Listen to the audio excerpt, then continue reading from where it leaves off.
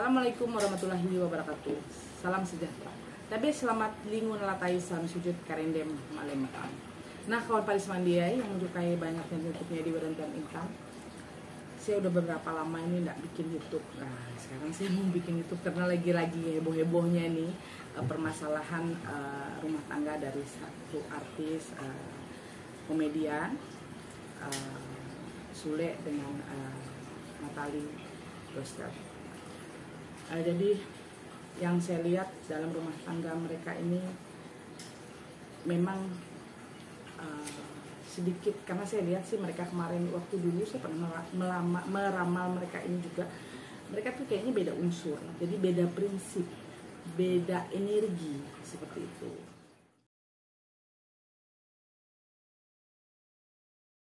Oke, dalam rumah tangga mereka seperti ini ya, yang saya lihat ini penerawangan saya.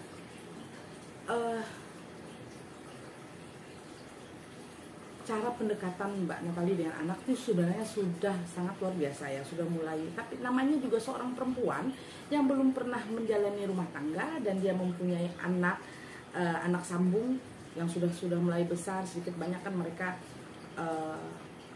sedikit ada perbedaan prinsip karena anak-anak udah besar. Kalau anak-anak masih kecil kan masih bisa dididik oleh Mbak Natalie, tapi karena sudah besar sedikit banyak untuk mendidik mereka anak-anak yang udah besar ini kan sedikit berbeda seperti itu. Itu aja membuat perbedaan di antara mereka. Sama yang saya lihat seperti anak dia yang perempuan ya, dari Mas Sule ya, yang perempuan itu, karena dia itu butuh sosok seorang ibu yang bisa mengerti dia, yang bisa merasakan perasaan dia seperti itu. Nah, jadi dia sebenarnya Mbak Natalie ini yang saya lihat dia tuh udah berusaha semampu dia. Bagi saya sudah oke. Kalau saya lihat dari penerawangan saya, dia udah berusaha.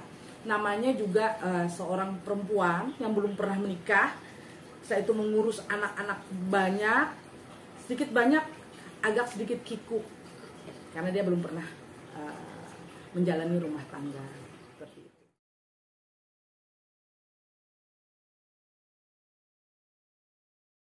Yang saya lihat seperti itu. Jadi bukan masalah ada anak-anak, karena anak-anak ini kadang-kadang melihat kadang-kadang ya, namanya seorang perempuan yang belum pernah menikah, setelah itu menikah mengurusi anak, kadang-kadang dia ada rasa capek atau ada mood dia enggak bagus, dia diam. Kadang-kadang anak ini merasa, wah, ini ibu tiri saya kayaknya lagi nggak enak nih, apa ke saya yang salah dengan tingkah laku saya seperti itu. Jadi saling saling nggak enaknya gitu loh. Jadi kadang-kadang si Mbak Natalie melihat anaknya yang perempuan diem atau nggak mau berbicara sama dia, kadang-kadang dia merasa, wah ini mungkin saya ada salah nih, ada apa ya. Yang saya lihat seperti itu. Sebenarnya pendekatan saja yang kurang sedikit, mungkin harus masuk meresapi anak-anak ini, bertanya ada apa supaya biar bisa lebih dekat, seperti yang saya lihat.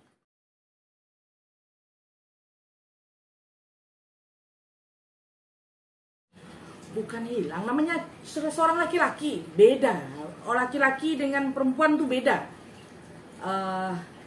Laki-laki itu orangnya sedikit cuek. Apalagi kalau saya lihat dari tipikal orangnya Sule itu, dia orangnya cuek tapi keras, mendidik anak keras tapi dia cuek. Kalau dia berbicara itu, kalau dia merasa bahwa itu perilaku anak itu agak salah baru dia berbicara. Dan dia orangnya banyak diam menilai dengan anak-anak seperti itu. Kalau dibilang cuek atau apa, atau dia pilih kasih, sekarang jawaban saya sih enggak. Namanya seorang perempuan, anak perempuan, kadang-kadang ada rasa iri dia melihat bapak dia kok menikah dengan yang sekarang, kok sekarang udah berbeda. Kan berbeda, pasti berbeda. Pernikahan itu pasti berbeda seperti itu. Tidak sama seperti bapaknya menikah waktu dengan ibu dia, kan pasti berbeda. Jawaban saya dari semua anak ada semua. Tapi yang lain itu kan, kalau yang cowok itu kan mereka cuek. Kalau cowok itu kan cuek, kalau perempuan itu kan perasa. Kalau didiamin sedikit dia kira ibu tirinya marah atau kesal sama dia. Seperti itu. Sama yang seperti yang saya lihat waktu yang saya terawang, seperti mereka waktu di Singapura. Nah, itu yang saya lihat itu sebenarnya perbedaannya hanya gara-gara tingkah laku saja. Tingkah laku begini. Si Putri ini mungkin melihat ibunya kok care banget sama adik-adiknya, jadi dia merasa kok pilih kasih, kenapa sih nggak ke dia juga gitu loh. Namanya anak-anak masih muda, masih remaja, mereka kan masih belum tahu jati diri mereka, masih belum bisa mengenal diri mereka bagaimana seperti itu. Tapi kita ini hidup, semakin kita dewasa, tapi kayak Putri, anaknya Sule nanti, dia akan menyadari nanti di saat dia sudah menikah. Nah, kan seperti itu. Karena kita nggak bisa mencari sosok seorang ibu kita. Ibu kita yang sudah tiada, tidak ada, itu kita nggak bisa mencari sosok seperti itu. Minimal kita bagaimana cara menghargai ibu sambung kita seperti itu.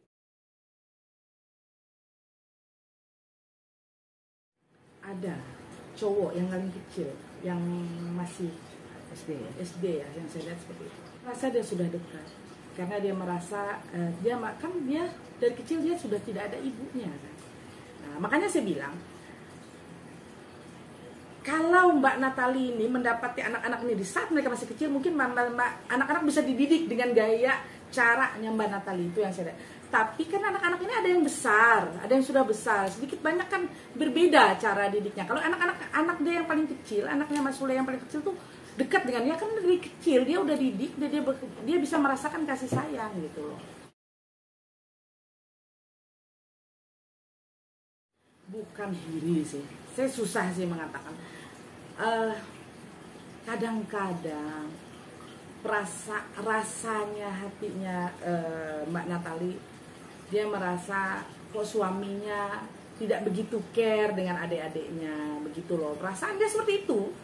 Makanya waktu di Singapura kemarin dia care dengan saudaranya care. Kenapa? Karena dia merasa, oh gue nyenangin adik-adik gue deh, gitu loh. Mumpung lagi di Singapura gue bikin. Tapi namanya dari anaknya yang saya lihat ya, penerawan saya dari anaknya Mas Sule yang perempuan, karena dia merasa kok mami saya kok care sama adik-adiknya, kok nggak care dengan saya, jadi jealous, kayak rasa cemburu gitu. Itulah membuat pertengkaran itu wajar.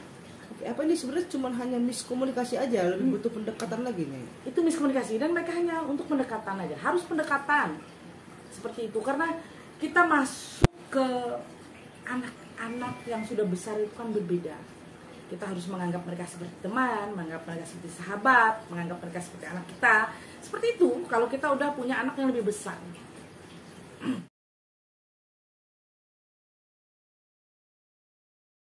Ada statement Natali yang waktu ditanya masih mau berusaha, dia bilang menyerah karena dari pihak Sule pun sudah ya udahlah gitu loh.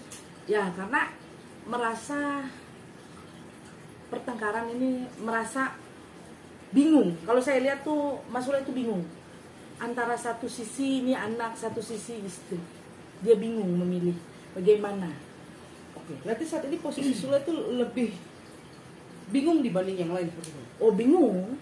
Karena satu sisi ini istri punya anak, yang satu sisi ini anak. Kan seperti itu. Dia juga berpikir dia lagi menenangkan diri, menenangkan pikiran untuk mencari solusi yang bagus. Harusnya bagaimana? Itu yang saya lihat. Tapi bukan berarti tidak berusahanya ya? Bukan berarti tidak berusaha, tapi dia untuk sementara ini karena dia tahu sifat dari istrinya. Istrinya dia tahu, istrinya keras dia tahu. Jadi dia bagaimana kalau seandainya dia berbicara takutnya nanti meruncing permasalahan, jadi dia lebih baik dia down dulu, dia untuk calling down dulu pelan-pelan untuk mencari solusi yang bagus bagaimana. Oke. Kalau lihat Rawang, akhir dari rumah tangga mereka masih bisa bersatukan ya bang?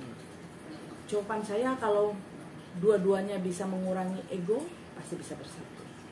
Tapi di suatu saat akan ada perceraian yang saya lihat. Kenapa? Mereka berbeda prinsip. Prinsip mereka berbeda.